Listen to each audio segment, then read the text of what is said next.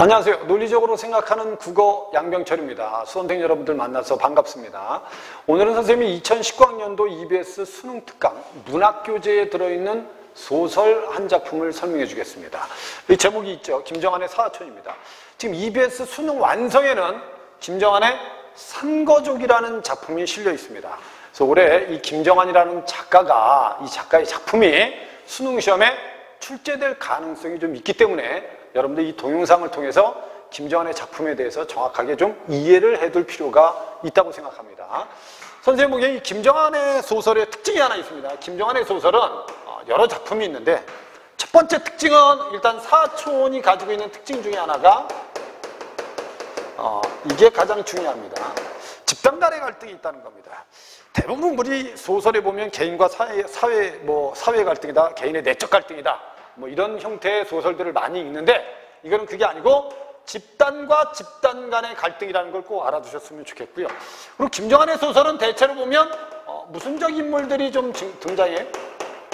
저항적 인물들이 좀 등장합니다. 알았죠? 그래서 김정한의 소설은 저항성이 있다는 걸 꼭 머릿속에 좀 알아두셨으면 좋겠다. 무슨 성이 있다고? 저항성. 됐죠? 원래 김정한의 소설 중에 원래 우리가 많이 배운 소설 중에 하나는 이겁니다. 모래톱 이야기입니다. 모래톱 이야기. 여기에 보면 이제 조마이섬이라는 게 등장하고 갈바세인감이 등장합니다. 이 조마이섬이 이제 섬 사람들의 땅이었는데 일제시대 때 일본 놈들한테 뺏기고 광복되고 나서 결국 돈 있는 또 권력이 있는 유력자의 손에 넘어가죠. 그래서 마을 사람들이 섬에서 내쫓기게 된다는 내용으로 되어 있는 게 모래톱 이야기입니다. 알았죠? 그 다음에 이거 말고 수라도라는 소설도 있습니다. 무슨 도? 수라도라는 소설도 있습니다. 요거는 이제 일제시대를 배경으로 한 소설이라고 알고 있으면 돼요. 그래서 선생님 보기에는 산거족이라는 소설, 모래톱 이야기, 그 다음에 사촌, 아주 유사성을 좀 가지고 있습니다. 작품 자체가. 그래서 산거족이라는 것도 있다. 알았죠? 이런 작품들이 있는 게 요거는 선생님이 수능 완성 교재에 들어있으니까 나중에 동영상을 통해서 설명을 해주도록 하겠습니다. 일단 김정한의 소설에서 가장 중요한 건 집단 간의 갈등이다. 그 다음에 저항적 인물이 있다는 걸 꼭 알아두시면 되고, 그 다음에 소설을 읽을 때는 여러분 소설에서 가장 중요한 건 갈등입니다. 갈등. 그 다음에 이 갈등의 뭐를 이해하는 게 중요하다 그랬어요? 원인을 이해하는 게 중요하다. 이 원인을 이해하면 소설의 뭐를 이해할 수 있다? 주제를 이해할 수 있습니다. 여러분들 머릿속에 이거 꼭 가지고 있어야 돼요. 갈등. 소설은 무슨 문학이다? 갈등 문학이다. 알았죠? 그래서 갈등의 원인을 이해하는 게 중요하다. 그래서 대체로 보면 소설이 지문이 나오면 앞부분의 갈등, 뒷부분에서는 이 갈등의 원인, 또는 앞에서 갈등의 원인, 뒤에서 갈등을 제시하는 경우가 많습니다. 소설 지문이. 이해됐죠? 그럼 여러분들은 소설을 읽을 때 갈등을 중심으로 읽어야 된다는 걸 꼭 알아두시고, 그 다음에 소설을 읽을 때 소설 독해에서 가장 중요한 건 이제 인물을 파악하는 게 가장 중요하고요. 인물 파악을 정확하게 한 다음에 그 다음에 여러분들은 소설 읽으면서 줄거리도 이해하셔야 되지만 줄거리 이해도 중요하지만 결국 어떤 서술상의 특징이 있는지도 여러분들이 생각하면서 읽을 필요는 좀 있습니다. 우리가 비문학을 읽을 때 세부 내용도 이해하지만 글 전체 구조를 보는 거하고 똑같습니다. 알았죠? 그러니까 내용만 이해하고 읽는 게 아니고 여러분들 읽는 동시에 서술상의 특징도 파악이 돼야 됩니다. 쉽게 말하면 머릿속에 이 소설이 어떤 시점으로 돼 있는지 정도는 여러분들이 읽으면서 동시에 파악이 될 필요가 있다는 거죠. 그래서 대체로 보면 등급이 좀 높은 학생들은 이게 동시에 다 이해가 되면서 지문을 읽는데 대체로 이제 등급이 낮으면 두 가지를 동시에 내용 이해와 함께 서술상의 특징을 동시에 이해하기는 조금 어려울 수 있습니다. 이것도 결국 연습을 하는 게 중요합니다. 이해되죠? 그럼 첫 번째 거기 소설 지문의 178페이지에 지문을 한번 먼저 보겠습니다. 전체 줄거리는 일단 나중에 다 끝나고 나서 얘기해 줄게요. 이글 달아있는 폭양 아래 난데없는 홍수 소리다. 이글 달아있는 폭양이란 말은 밑줄 그어놓고요. 그러니까 결국 이 지금 농촌 마을이 지금 가뭄이 든 겁니다. 이 가뭄 속에서 지금 무슨 소리가 들리는 거예요? 홍수 소리가 들리는 겁니다. 알았죠? 물소리가, 물이 흐르는 소리가 들리는 거예요. 그러면 여러분 당연히 농사 짓는 사람들 입장에서 보면 얼마나 기쁜 소리입니까? 근데 결국 기쁘지 않습니다. 됐죠? 그래서 폭양 아래 난데없는 홍수 소리입니다. 물벌레, 고기 새끼가 죄다 말라 죽고 땅거미가 줄을 치고 개미떼가 장을 벌였던 봇도랑에, 됐지? 봇도랑이라는 건 물이 흐르는 도랑입니다. 물이 흐르는 도랑. 도랑에 둔덕이 넘게 뻘건 황토물이 우렁차게 쏟아져 내립니다. 그러면 농사 짓는 농민들은 얼마나 좋아하겠어요. 빨갛게 타서 죽은 곡식이야 이제 와서 물인들 알겠습니까? 뭐 죽은 곡식들은 뭐 어쩔 수 없지만은 그래도 타다 남은 벼와 시든 두렁콩들은 물소리만 들어도 생기를 얻은 듯이 우줄우줄 춤을 추는 것 같답니다.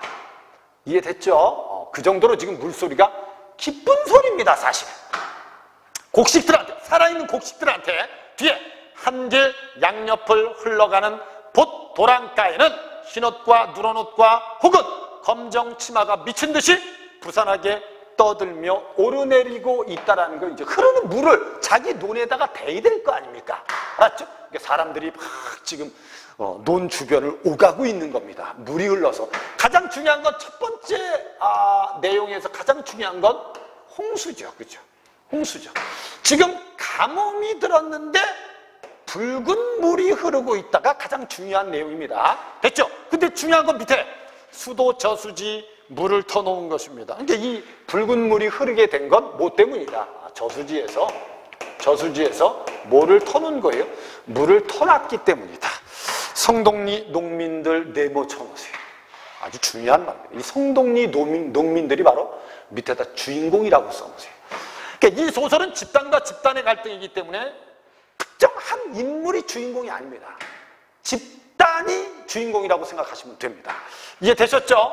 그래서 성동리 농민들이 밤낮 없이 때를 지어서 몰려와서 애원에, 탄원에 두 손발이 닳도록 빌기도 하고 불평도 하고 나중에는 밤중에 수원지 울 안에까지 들어가서 물을 달리 돌려내려고 했기 때문에 TC의 수도 출장소에서도 작년처럼 또 폭동이나 일어날까 두려워서 결국 저수지 소재도 할 겸, 저수지 청소도 할 겸, 그 다음에 제2의 저수지에 물을 터놓게 돼서 이 물이 흐른 겁니다. 그럼 결국 이 저수지에 물이 흐르게 된 건 진짜 농민들을 걱정해서 물이 흐른 게 아닙니다.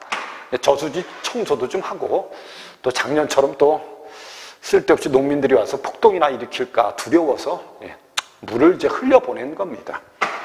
이해됐죠? 그러나 세모 쳐놓으세요. 고까지 저수지에 물로써 넓은 들을 구한다는 건 되지도 않는 말이다. 됐죠? 물을 보게 된 것이 차라리 없을 때보다 한층 더 시끄럽고 싸움만 벌어졌다. 결국 이게 이 물이 결국은 뭐의 계기가 된 거죠? 결국 갈등의 계기가 된 거예요. 달리 말하면 싸움의 계기가 된 거예요. 했죠? 농민들은 이제 물이 없다가 물이 갑자기 보이니까 이제 자기 논에 물을 많이 대려고 애를 쓸 거 아닙니까? 그게 농민들끼리 이제 싸움이 벌어진 겁니다. 이해됐죠? 여러분들은 읽으면서 이렇게 생각하시면 안 돼요. 그러면 이 갈등의 원인은 물 때문이고, 됐죠? 결국 농민들끼리 물 때문에 싸운 게 중심 내용입니까? 아닙니다. 이 소설에서 여러분 중략 뒷부분을 제시한 건 이런 갈등의 근본적인 원인을 제시하기 위해서입니다. 어떻게 보면 여러분 갈등의 원인에는 가뭄도 원인이 될 수 있거든요. 그래서 사하초는 어떻게 보면 자연과 인간의 갈등도 될 수 있습니다. 알았죠? 무슨 말인지 이해됐죠? 그 다음에 붉은 물이 흘렀다. 그래서 이 붉은 물 때문에 농민들 간의 갈등이 벌어지는 건 맞지만 근본적 갈등의 원인은 아닙니다. 그래서 밑에 그러나 고까지 저수지 물로써 넓은 들을 구한다는 건 되지 않은 말이죠. 물을 보게 된 것이 차라리 없을 때보다 낫다. 싸움만 벌어졌다. 들깨 동그라미 쳐보세요. 들깨는 논이 복고리에 달려있기 때문에 복고리라는 건 도랑 맨 끝에 달려있다는 겁니다. 그러니까 도랑으로 이렇게 물이 흐를 거 아닙니까? 그죠? 이게 맨 끝에 있는 물이야. 그러면 이제 도랑에 물을 누군가가 막아서 자기 논에 물을 대버리면 자기 논까지 물이 오겠어요? 안 오겠어요? 안 오죠, 당연히. 그래서 들깨는 이제 자기 논에 물을 대기 위해서 들깨는 논이 복고리에 달렸기 때문에 몇 번이나 저수지 물 구멍까지 올라가지 않으면 아니 됩니다. 됐죠? 그러나 그렇게 본머리까지 가서 물을 조금만 달아가지고 오면 도중에서 이리저리 다 떼이고 자기 논까지는 잘 오지도 않습니다. 이게 들깨의 처지가 이런 겁니다. 알았죠? 첫 번째 등장하는 인물은 들깨죠. 이 들깨란 인물도 여러분들 어디 사람이라고 생각하면 돼요? 성동리 마을 사람이라고 생각하시면 됩니다. 알았죠? 그래서 들깨도 이제 자기 눈에 물을 대지 못해요. 자, 이렇게 수삼차 오르내리고 보니까 꾹 눌러오던 화가 그만 불끈 치밀었습니다. 그래서 여보 노장님, 들깨는 오던 걸음을 되돌리면서 소리를 치면서 비탈길을 더위 잡았습니다. 제기, 논을 떼었으면 떼었지, 이젠 할 수 없다. 됐죠? 거의 이제 자포자기 상태죠. 논 떼이면 떼라. 이제 할 수 없다. 그리고 이제 노승한테 대드는 겁니다. 알았죠? 그는 급기야 이를 악물었습니다. 어느 앞이라고 만약에 한 번이라도 점잖은 중에다 세모 쳐놓으세요. 이게 이제 여기 있는 중이 바로 보강사 절의 중입니다. 그래서 원래 이 집단 간의 갈등이라고 했는데 이 사초는 여러분들 보광리 마을 또는 보광사라는 절과 성동리 마을 사람 간의 갈등이라고 생각하시면 돼요. 이 보광사가 이제 절이 지주입니다. 지주. 땅 주인입니다. 그리고 이 사람들은 결국 소장인들이에요. 소작이. 결국 이 보광사에서 땅을 얻어서 농사 짓는 사람들이에요. 그리고 얘네들은 부유하게 삽니다. 알았죠? 근데 여기는 가난하게 살아요. 그래서 결국 집단과 집단의 갈등이 벌어지거든요. 이 중이 바로 보광사의 중이라고 생각하시면 됩니다. 그래서 중에게 분리 반항을 했다가는 두말 없이 절, 보광사 절의 논이라고는 뚝딱 떼이고 마는 것이. 결국 여러분 중한테 함부로 할 수가 없어요. 이해됐죠? 근데 들깨는 지금 화가 나니까 중한테 이렇게 말합니다. 아니 노승은 들은 채 만 채 들깨가 가까이 가도 양산을 받은 그대로 물을 가로막고 있었습니다. 아니 여보 이게 무슨 짓이야. 밑에 사람은 굶어 죽어도 좋단 말이야. 누가 한 소리? 들깨가 중한테 한 소리입니다. 알았죠? 들깨가 노승한테 한 소리예요. 아 여보 이게 무슨 짓이야. 밑에 사람들 다 굶어도 좋단 말이야. 들깨는 커다란 삽으로 노승의 장난감 같은 삽을 떼짱과 함께 찍어 넘겼습니다. 됐죠? 물은 다시 싹 하고 밑으로 올라가요. 근데 결국 이제 노승이 여러분들 도랑으로 흐르는 물을 삽이라든지 이걸 가지고 여러분들 떼짱을 가지고 탁 이렇게 막고 있었던 거지. 그리고 자기 눈에다 이렇게 물을 대는 거지.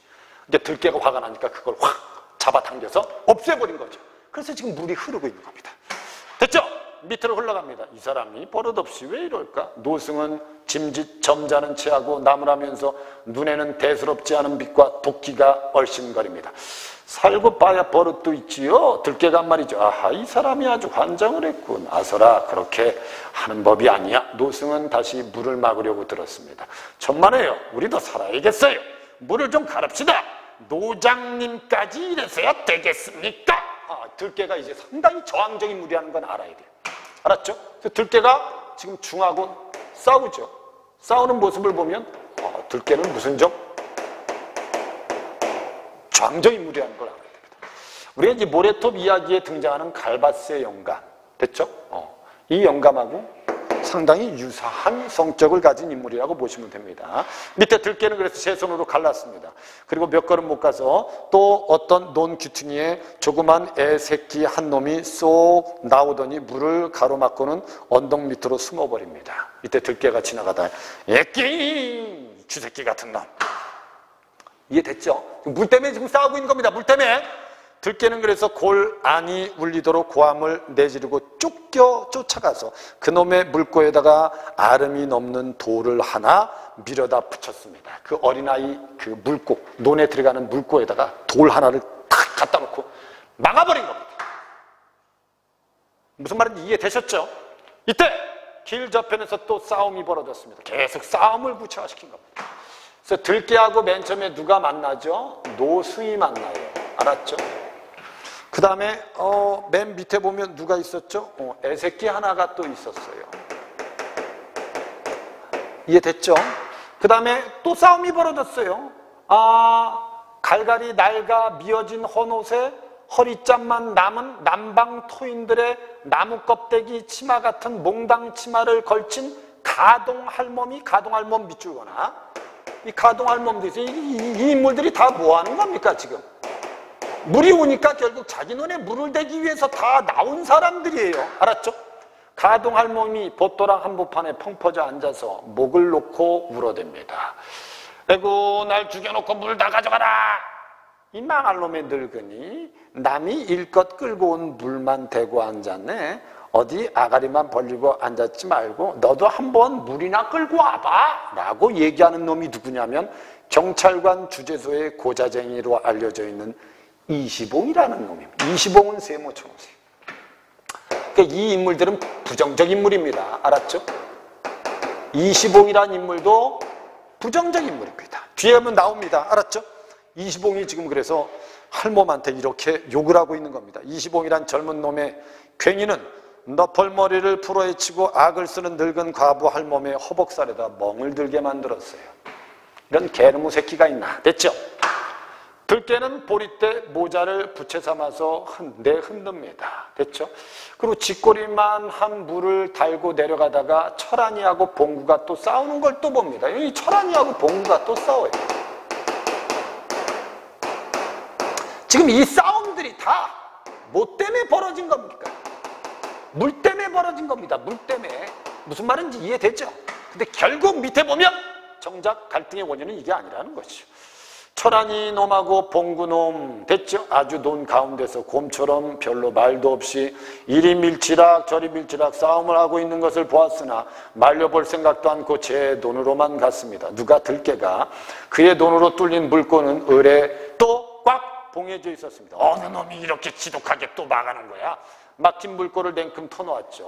막 논두렁 위에 올라서자니까 자기 논 아래로 슬그머니 피해가는 오천 아저씨가 오천 아저씨 밑줄 이 아저씨가 막아놓은 거지 뭐야. 이해됐죠? 친척간이야. 그래도 이제 어쩔 수 없어. 지금 가뭄이니까 자기 논에 물을 대야 돼. 알았죠? 무슨 말인지 이해됐죠? 생존이 달린 문제입니다 지금. 그래서 오천 아저씨가 보입니다. 아저씨도 환장이 되었구나 싶었습니다. 새벽부터 나돌면서 날뛰어도 밤맞이기 채 됐죠. 적시지 못한 것을 돌아보고는 들깨는 그만 낙심이 되어서 논두렁 위에 털썩 주저앉았습니다. 그 쥐꼬리만한 물줄기 끊어지자 그는 다시금 그곳을 떠났습니다. 철안이 봉구란 놈은 아직도 싸우고 있습니다. 이놈의 자식이 사람을 아주 낯보고서 봉구란 놈이 버드렁니입니다. 버드렁니를 내물고서 악을 씁니다. 글쎄 정말 이거 못 놓겠니? 철안이란 놈이 아무리 제비손을 넣으려고 애를 써도 워낙 떡심이 센 놈이 돼서 봉구는 딸짝도 않고 결국 되레 철안이란 놈이 턱밑을 쥐고 자꾸 밀기만 합니다. 철안이가 힘이 부족한 거죠. 그러던 놈들이 들깨가 한번 소리치자 서로 잡았던 손을 흐지부지 놓고서야 논두덕 위로 올라섰습니다. 애끼 싱거운 녀석들아, 물도 없애놓고 무슨 물싸움이냐 이 병신들아, 분풀이할 곳이 그렇게 없냐 이 자식아. 들깨의 말에 그들은 쥐꼬리만한 봇물조차 끊어지고 만 빈 논두렁을 내려다볼 뿐이었습니다. 여기까지가 결국은 가뭄과 물 때문에 결국 농민들끼리 싸우는 모습이 주로 나타나 있는 장면입니다. 근데 여기서 이제 나중에 알게 되지만 우리 노승이라는 인물하고 여기 이시봉이라는 인물이 분명히 부정적 인물이라는 걸 알아야 됩니다. 중략 밑에 보면 나옵니다. 그래서 우리가 이제 이 중략을 기준으로 해서 앞부분은 뭐 제시한 거라고 보시면 돼? 갈등. 됐죠? 그리고 중략 뒷부분은 이제 우리가 이걸 읽고 나면 갈등의 원인이 이것 때문이구나 라는 걸 알게 되고요. 이것 때문에 결국 주제가 결국 부조리한 농촌의 현실이구나. 됐죠? 이걸 이해할 수 있게 된 겁니다. 중략 밑에 마침내 군청에서 주사나리까지 출장을 나와서 소위 가뭄으로 인해서 피해 상태를 실지 조사를 하고 가더니 달포나지는 아무 소식이 없어요. 아무 소식이. 관청에서. 그리고 동네 안에서 다만 주림과 불안만이 떠들 뿐이었습니다. 그래도 보강사에서는 갑자기 간평을 나왔답니다. 보강사 세모, 간평도 세모청생. 고자쟁이 이시봉하고 됐죠? 이제 보강사에서 뭐 나온 거예요? 이제 간평을 나온 거예요. 이 간평이 뭘까요? 이제 농사를 졌는데 농사가 얼마나 됐는지 조사를 하는 겁니다. 그 간평을 한 다음에 결국 소자기들한테 뭘 소작료를 부과하는 겁니다. 세금을. 됐죠? 근데 간평 나온 놈들이 여러분들 논에 가서 논의 실태는 조사하지 않고 뭐만 처먹고 있어요? 술만 처먹고 있는 겁니다. 그럼 결국 이 소설에서 결국 이런 갈등이 만들어지게 된 건 결국은 지주계층 때문이다 라는 걸 알 수 있어야 되는 겁니다. 밑에 뭐라고 돼 있어요? 이제 간평을 나왔어요. 고자정이 20원과 본사, 법무원 셋, 도합 4사람이 나왔습니다. 간평, 소작료, 농민들에겐 이 말이 무엇보다도 무섭고 결국 분했습니다. 그러나 그날 논 소작인으로서 물론 하나도 출타를 않고 기다렸습니다. 여기서 말하는 절은 보강사입니다. 농사조합의 평의원이 되어 있는 진수도 그날은 면소위를 제쳐놓고 중들을 맞이했습니다. 중도 세모 천원씩. 다 부정적 인물들입니다. 25인. 됐죠? 법무원, 중. 됐죠? 다 부정적 인물들입니다. 밑에 그래서 진수의 집 사랑에는 술상이 벌어졌습니다. 그러니까 이놈들은 결국 간평 와서 술이나 처먹는 거지. 농민들의 농촌의 현실을 실제 조사하는 건 관심이 없는 거예요. 됐죠? 그래서 미리 마련해 두었던 밀주와 술안주가 이내 모자랐던지 머슴놈이 보강리 상점으로 종종 걸음을 치고 술을 사오겠죠. 쇠고기 굽는 냄새, 죽인다 흐뭇이 새어나오는 통에 결국 대문 밖에 죄인처럼 쭈그리고 앉아있는 소작인들 동그라미처럼 소작인들은 결국 괜히 헛기침만 꿀떡꿀떡 삼켰습니다. 소작인들은 간평원들의 미움이나 받을까 두려워함인지 차례로 안으로 들어가서는 오시느라고 수고했다고 공손히 수인사를 하고 나왔습니다. 고서방이라는 인물이 있어요. 고서방 동그라미죠. 지금 여기 소작인들이 다 어디 사람들이라고 생각하면 돼요? 송동리 마을 사람들이라고 생각하시면 됩니다. 고서방은 지난 여름 당한 일을 생각하면 이가 절로 갈리지만 그래도 20봉이 앞에 무릎을 꿇지 않을 수가 없었습니다. 그리고 좀 있다가 갑자기 에헴 하는 기침소리가 나죠. 치삼노인 동그라미 쳐놓습니다. 치삼노인도 듣는 사람의 가슴까지 걸릴 기침소리를 연거푸 뽑으면서 기다란 지팡이를 끌고 대문 안으로 들어갔습니다. 그리고 자식 같은 사람들 앞에서 절을 하고는 그러지 말라던 아들의 말을 듣지도 않고서 결국 그의 자기 집 농사 사정을 여쭌 겁니다. 요즘 농사가 좀 안 돼서 소작료 좀 감해주세요. 이렇게. 무슨 말인지 이해되죠 이제? 그랬더니 밑에 간평 나온 놈들이 뭐라고 얘기해? 여보 노인 그런 소리 할 필요 없어. 메밀을 갈았으면 메밀 상만 내면 되는 거지. 25원 거만스러운 반말로서 사정없이 쏘았습니다. 25원이가 부정적 인물인 거 알겠죠 이제? 밑에 치삼노인은 다시 말해볼 여지가 없었습니다. 여보 그런 말을 이런 데서 하는 법이 아니지. 그 술맛 떨어지게. 됐죠? 그러니까 이게 결국 어떻게 보면 여기가 지주, 여기는 뭐 소작인 집단. 됐죠? 그래서 결국 뭐와의 갈등? 집단 간의 갈등. 근데 결국 갈등의 원인을 제공한 건 지주 집단이라는 거죠. 이해됐죠? 진짜 열심히 농사죠. 근데 결국 이놈들의 착취 때문에 농사 짓는 소작인들만 어렵게 사는 겁니다. 무슨 말인지 이해되시죠?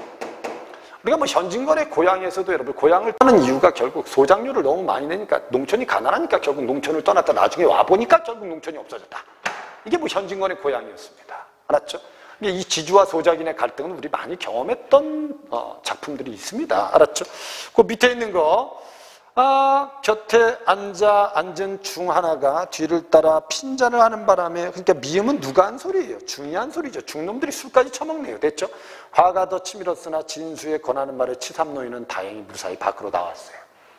진수가 이제 나가보세요 해가지고 결국 치삼노인은 밖으로 나와요. 그러나 허참 복받겠다고 멀쩡한 자기 논 시주해놓고 저런 서름을 받나 온 하는 젊은 사람들의 말도 들은 채 많채 이게 치삼노인이 절에다가 뭘 한 거예요? 결국 자기 논을 시주를 한 거예요. 그럼 그 시주한 논을 이제 소작을 하고 있는 거예요. 이게 마을 사람들 중에 일부는 이제 아이고 지논 시주하고 왜 저렇게 사나 이렇게 얘기하는 겁니다. 그래서 결국 뼈만 왈왈 떨리는 다리를 끌고 자기 집으로 돌아갔습니다. 다른 사람들은 그래도 진순의 집 대문 밖에 우거지상을 하고 앉아서 어서 술이 끝나기를 기다렸어요. 그러다가 돌아는 투덜거리며 돌아갑니다. 잡담이나 하고 고누놀이나 두던 친구들도 결국 나중에는 역시 불평이 나왔습니다. 제기 간평 나온 거야. 술 처먹으러 온 거야. 머리끝이 희끔희끔한 친구가 이렇게 불똥차 하니까 곁에 있던 까만 딱지가 글쎄 말이야, 이것들이 논을 랑 둘러보지도 않고 소장료를 정할 거야? 제기 우리 논은 또 안 되겠고 안 가겠군. 작년에도 가지도 않고 새를 잔뜩 먹이더니 이렇게 된 겁니다. 그럼 결국 여러분, 물 때문에 농민들끼리 싸우지만 결국 이런 갈등의 근본적인 원인은 결국 누구 때문이다? 지주 집단 때문이다. 이렇게 아셔야 돼요. 이해됐죠? 그리고 우리가 이걸 읽고 나면 시점도 우리는 충분히 구별할 수 있습니다. 서술자는 누굽니까? 서술자는 작가죠. 작가가 인물의 심리를 다 알고 서술합니다. 그죠? 그러니까 당연히 여러분 전지적 시점이라는 건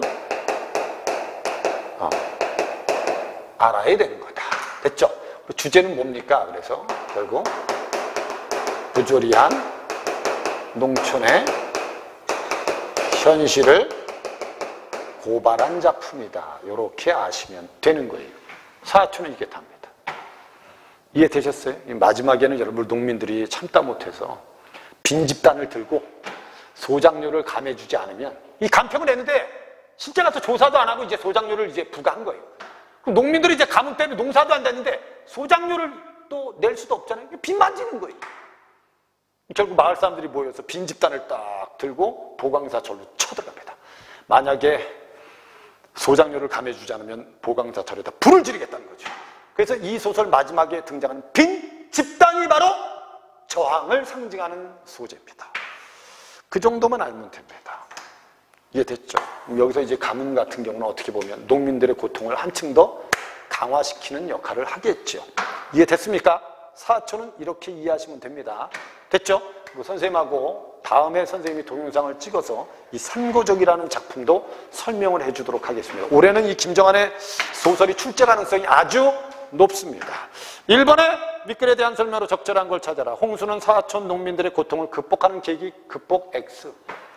싸움의 계기가 되지 극복의 계기는 안 됩니다. 그 다음에 2번에 폭동은 TC가 안고 있는 사회적 모순이 해결되는 계기, 해결 안 되죠. 작년에도 폭동이 있었기 때문에 저수지에서는 폭동이 또 일어날까봐 결국 저수지에 물을 흘려보낸 겁니다. 이 폭동 때문에 사회적 모순이 해결되지는 않는다. 해결 X. 분풀이는 사회적 모순의 원인에 대해서 서로 다른 인물들의 판단과 대립이다. 이건 잘못된 말이죠. 이 분풀이는 여러분들 결국 사회적 모순에 대한 농민들의 불만이에요. 이해됐죠? 분풀이는 사회적 모순에 대한 농민들의 불만. 문맥을 보면 야 너희들 야, 그만 싸워 이 새끼들아. 분풀이 할 때가 그렇게 없냐 자식아? 너희들끼리 싸우게 다른 데 가서 분풀이 하지 자식아? 이런 뜻이거든요. 알았죠? 그러니까 농촌 사회의 부조리에 대한 불만. 그게 바로 분풀이라고 생각하셔야 돼요. 그 다음에 간평은 본래 주어진 역할과 달리 농민들의 상황을 배려하지 않는 방향으로 역할이 변질되고 있는 게 뒷부분을 보면 나오죠. 답은 4번이 답입니다. 술상은 지주와 소작인들 간의 불평등한 관계를 해소시켜줍니까? 불평등한 관계를 더 부각시켜줍니다. 무슨 말인지 이해됐죠? 뭐라고? 불평등한 관계를 더 뭐 시킨다? 부각시켜줍니다. 그렇게 이해하시면 됩니다. 2번 문제는 기억 미음에 대한 설명으로 적절하지 않은 것. 이것도 별로 어렵진 않습니다. 기억에 상대방의 태도에 화를 참을 수 없는 인물의 불만을 드러내고 있고 니은은 상대방의 행태를 받아들이지 못하는 인물의 절박함을 됐죠? 디귿은 상대방의 힘에 눌려서 옴짝달짝 할 수 없는 인물의 다급함이 나타나 있다. 됐죠? 철안입니다. 그 다음에 밑에 리을은 상대방을 권위가 없는 존재로 여기는 인물의 과시적 태도가 표출되어 있다. 과시적은 X 쳐놓으세요. 여기서 치삼노인이 그래도 마을의 노인 아닙니까? 그래서 이제 지팡이 들고 하고 이제 기침을 하고 들어가는 건 그래도 자기가 마을의 어른이기 때문에 그래도 자기의 권위를 한번 이렇게 내세워 보려고 헛기침을 한 거죠. 하지만 누구도 알아주지 않습니다. 과시는 아닙니다, 이건. 알았죠? 하고 가서 결국 빌지 않습니까? 알았죠? 여긴 과시가 없다고 알아두시면 돼요. 답은 4번이 답입니다. 알았죠? 그 밑에 있는 5번의 미음에 상대방을 무시해도 좋은 대상으로 생각하는 인물의 우월감이 표출되어 있다. 우월감은 아닙니다. 우월감? 미음만 볼까요? 여보, 그런 소리는 여기서 하면 안 돼. 술맛 떨어져. 라는 건 결국 중들이 치삼노인에 대해서 뭐 하고 있다는 거예요, 결국. 노인에 대해서 지주로서의 우월감을 가지고 있다는 거죠. 답은 4번이 답입니다. 그 다음에 3번에 A에 대한 반응으로 적절한 걸 찾아라. A가 뭐죠? A는 누구하고 싸우는 거예요, 결국? 들깨하고 노승의 싸움입니다. 결국 어떻게 보면 이 노승이 보강사의 중이고, 그 다음에 들깨는 성동리 마을 사람이고, 결국 쉽게 저항할 수 없는 대상이에요. 근데 얼마나 절박하면 여러분들 들깨가 이 중한테 대들겠습니까? 그래서 A의 장면만 딱 봤을 때 공동체가 극단적 대결로 치닫는 현실을 방관하는 들깨와 노승의 모습이다. 방관하는 건 누구죠? 노승입니다. 들깨가 아닙니다. 들깨다 X. 들깨의 비상식적인 행동과 노승의 상식적인 행동 대비 틀렸죠. 들깨가 더 상식적이고 노승이 비상식적이라고 보셔야 됩니다. 그래서 세대 간의 대립도 다 잘못된 말입니다. 노승과 들깨의 연륜을 대비시켰다. 나이를 대비시켰다. 그래서 경험이 합리적 사고의 원천이다. 그럼 노승이 합리적 사고를 하는 사람입니까? 그렇지 않지 않습니까? 알았죠? 3번도 잘못됐다. 그 다음에 4번에 점잖게 상대를 나무라면서도 결국은 자기 이익만 챙기는 게 바로 누구죠? 노승입니다. 그래서 이 노승의 무슨적인 모습이 잘 나타나 있다. 위선적인 모습이 잘 나타나 있다. 이렇게 보시면 되죠. 답은 4번이 답이었다. 5번에 이성적 대치와 감정적 해결 방법 사이에서 갈등하고 있는 노승의 비극적 상황이다. 전혀 말이 안 되는 소리. 답은 4번입니다. 4번 문제도 권력계층과 소외계층 간의 이원적 대립을 다루는 김정환의 소설이 특징입니다. 권력계층과 소외계층의 이원적 대립. 김정환 소설의 특징인데 어느 한쪽으로 힘을 몰아주는 역할을 하는 중간자가 등장합니다. 이때 중간자는 어느 한쪽에 대해서 불만을 갖지도 않고 그렇다고 동조하지도 않는 중도자와는 좀 다르다. 중간자는 자신의 이해관계에 따라서 특정 세력의 이익을 대변하는 인물이다. 대표적인 인물이 누구겠어요? 이 소설 다 읽다 보면.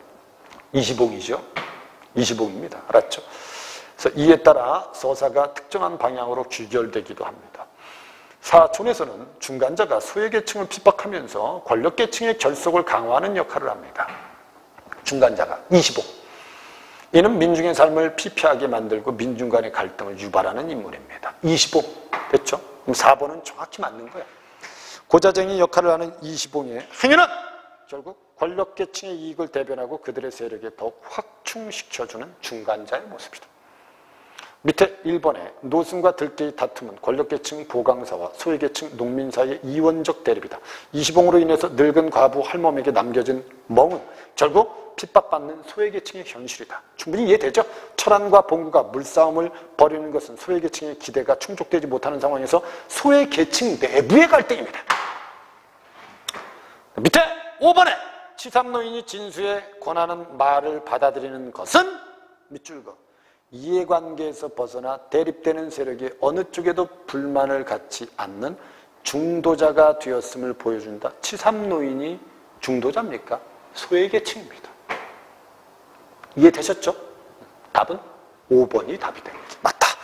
이렇게 이해하시면 됩니다. 이 사촌이라는 소설도 쉬운 소설은 아닙니다. 이 김정환의 소설이 수능 특강에도 있고 지금 수능 완성에도 있기 때문에 선생님이 이 소설을 동영상으로 찍어주는 겁니다. 김정환이가 올해 출제될 가능성이 좀 있습니다. 그래서 선생님이 아까도 얘기했지만 모래톱 이야기라든지 아니면 수라도라든지 아니면 산거족이라든지 여기 지금 배우는 사촌이라는 작품들을 여러분들이 좀 알고 김정환 소설의 특징을 좀 여러분들이 이해를 좀 했으면 좋겠습니다. 오늘 사촌 설명은 여기까지 하겠습니다. 선생님이 다음 동영상 찍을 때 수능 완성이 있는 산거족을 찍어서 올려주도록 하겠습니다. 공부 열심히 하시고 더운 여름 잘 견뎌서 좋은 결과를 만들도록 노력하기 바랍니다. 수업 듣는다고 고생했습니다. 감사합니다.